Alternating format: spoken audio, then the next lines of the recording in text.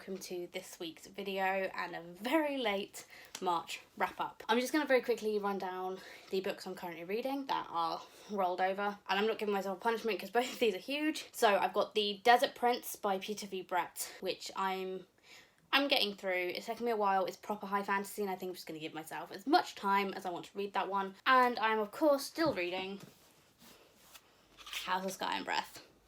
I've been reading this one for a while, I'm aware. Still happening. So now I'm just going to do a quick rundown of what I did read. So I started off the month with an audiobook of Firekeeper's Daughter by Angeline Bradley. And is that what her name is? It is.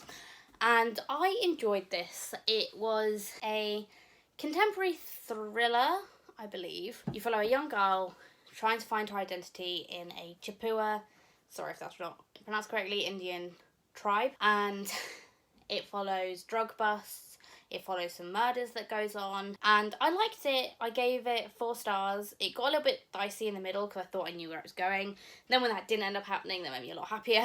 So I enjoyed it a lot more, and the audiobook for this was really, really good. I loved the narrator, so if you're looking at picking that one up, I definitely recommend the audiobook. I then moved on to Seasons of War, which was book 13 of Skullduggery Pleasant, and I really enjoyed this one. I wasn't able to be on a live show for the Dead Famous read along for this one, but I really, really enjoyed it. It's a lot of fun. Skullduggery Pleasant always is, and he's one of my faves, and so is she, actually, and I just really enjoyed it. So not going to go into detail. This is book 13, and I think I talk about Skullduggery Pleasant a lot, enough on this channel, but amazing. And that got 4 stars. The next book I then picked up was a bit of a wild card, but I picked up Ink by Alice Broadway, and this was not what I was expecting it to be. This was wild. This follows a girl who lives in this kind of utopia where your whole life you are given tattoos and you are marked. When you reach a certain age, you choose a job. That's the normal part. But their jobs aren't like usual, you know, like office worker. No. This is like, I want to be a historian, which again, quite normal. Want to work in the library? Yeah, that's quite normal. Oh, you want to be well, you want to work in the abattoir, do we? And you want to skin humans. Yeah, because when they die, their skin gets removed. It gets made into a book for your family. And if you found to have marks that you shouldn't do, then your remains get burnt, and your family doesn't have anything to remember you by. So this follows, what's her name? I don't remember her name. But this main character's father, who's just passed away, who has a secret mark that no one knew about. And so then it's her adventure of trying to defy this government, essentially. And she wants to become a marker, a tattooist. So she's a tattoo apprentice in this one, and it's really interesting. This is part of a trilogy, and it's wild. And if I didn't have a TBR, I would have picked up the second one straight away. Because, yeah, this was wild. So, 4 out of 5 stars. Absolutely loved it. Then I picked up another one that I wasn't sure about, but this one was Wrecked to Me by LadetteM, and if you haven't checked it out yet, my Aurelian vlog, I will link it in whatever corner. But I read Horrid by Christina Leno. Boy, this book, this was so close to a 5-star. This was a 4.5 out of 5 stars. It was so close. But there were elements of this story that I felt could have been done better. And it was small things, like the mother and daughter relationship in this was interesting. It wasn't quite what I wanted. So that's why it dropped 0.5. But this follows Jane and her mother, and her father dies, and her mother and her go back to her mum's hometown where her mother grew up, and there's this mystery around the house, and there are people kind of dancing around the subject the entire time until she finds out the truth, and then it's like, ooh, and there's creepy stuff going on, and I just really enjoy it. I love a good ghost story. I love a good psychological horror. And this was amazing. This was amazing. This was so good, so I had to get my own copy. I will be rereading this again at some point because this was fantastic. So 4.5 out of 5 stars. Then moving on onto that same vlog, I also read Gallant by V.E. Schwab. I'm too lazy to go downstairs, so Gallant. And I gave this one 4 stars. Again, I enjoyed it. I thought it read younger than the YA it is marketed at. I felt like it could be an older middle grade, personally. But we follow Olivia, who is mute, and it's set at this school for girls, and she doesn't know who her mother and father is. She's got a journal from her mother, and it says a warning in it about not going back to Gallant. Everything will be fine if you don't return to Gallant. Then she gets a mysterious letter from her uncle inviting her to come home to Gallant. So the school sent her on her way, and then she arrives at Gallant and things are not as they seem. But I very much enjoyed it. I liked it a lot more than Addie LaRue. Fully liked it. Next, again, the last book I read in that same vlog, I read The Space Between Worlds by Micaiah Johnson. I gave this one, I believe, 5 stars. This was amazing. It took me a while to get going with it, but I loved it. I loved the main character. I loved the premise. Oh, the premise. Where basically you jump to different parallel universes. But you have to be dead in that parallel universe to be able to jump there. It was like you met the same character 4 or 5 times, but they weren't the same character, but they were, but I loved it. I just, praise. This gets all the praise. So, if you're looking for a good time with a sci-fi, I'd suggest maybe this one, but it would take me a while to get into it first. Then, well, the next one I picked up as a bit of a palette cleanser, because I wasn't sure what I wanted to pick up, and I'm angry about this one, and not for the reason you'd think.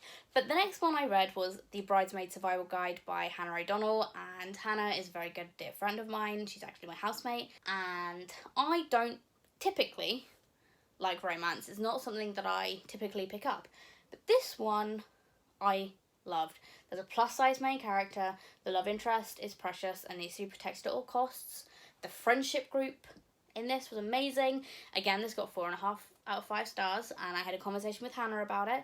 But basically, I wanted more from the friendship group, which this is the beginning of a series, so we're going to see a lot more of that friendship group, which makes me very happy. My favourite character is Mel. Yes, Mel. She's my favourite character, but I'm not even that big into weddings. But I really enjoyed this. And also there's some gems. I highlighted a lot of this. Shall we see? I'll just click to a random one, shall we? I decided to name him Ryan, because no matter what yours is, a Gosling, a Reynolds, a Coogler, Faith, or Swain, there is a Ryan out there for you. Now, typically I would disagree, because I'm not really big into the Ryans, to be honest. Probably Ryan Reynolds is probably the closest to an attractive man. I don't know. I have weird taste, but I found that very amusing, and it's sprinkled.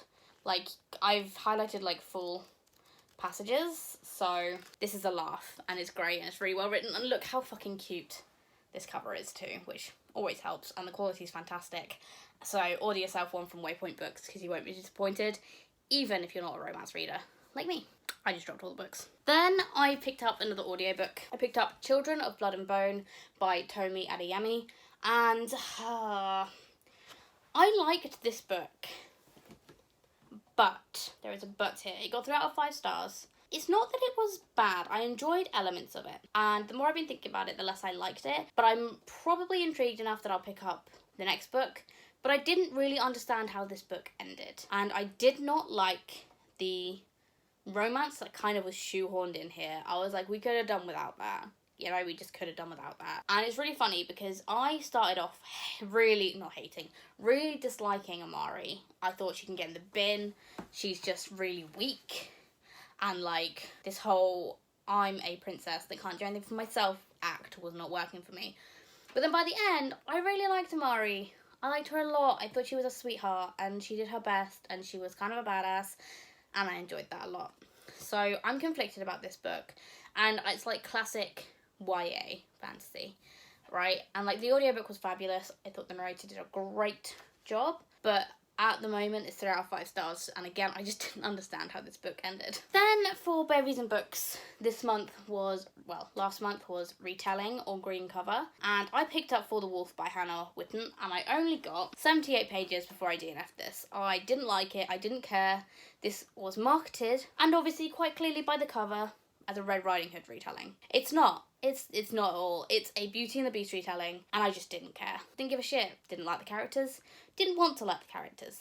So, DNF this one pretty quickly, and I have other retellings I can talk about until the cows come home, namely the Christina Henry ones. And then lastly, the last book I read in March was The Map Makers by Tamsin Merchant, and I love this series. So, The Hat Makers is book number 1, Map Makers is book number 2, and this duology, I don't know, I hope there's going to be more, I'm not sure there will be, there might not be, but this follows Cordelia Hatmaker on her journey with her friends Sam and Goose, and it's a middle grade, and it's a fantasy adventure, and it's a whole lot of fun. And this is the follow-up to The Map Makers. I think Tamsin Merchant did a great job with this, and I really enjoyed every second of it. The 3 main characters, these 3 right here, are just so much fun. I don't want to ruin anything for you. I don't really know what I can say, but it is the follow-up, and it's Cordelia trying to find her father, and how the adults don't really give her much help, as per usual in a middle grade. But it wasn't as annoying because Cordelia is very wily and she gets her way in the end. So if you're looking for something, I can 150% guarantee you'll have a good time with these. And they're so quick. They read so quickly, honestly. And they're quite big for middle grade, but I think they're fabulous. And also, I know I said this in my March, oh, I had it upside down, whoopsie. In my March TBR, but again, very, very pretty naked hardbacks.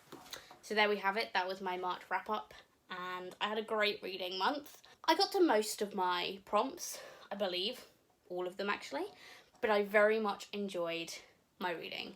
I think didn't have anything below 3-star, so I think that's a pretty win of a month. So thank you very much for watching, and I hope you had a good time. If you like this video, please give it a thumbs up and subscribe if you haven't already. Thanks guys, bye!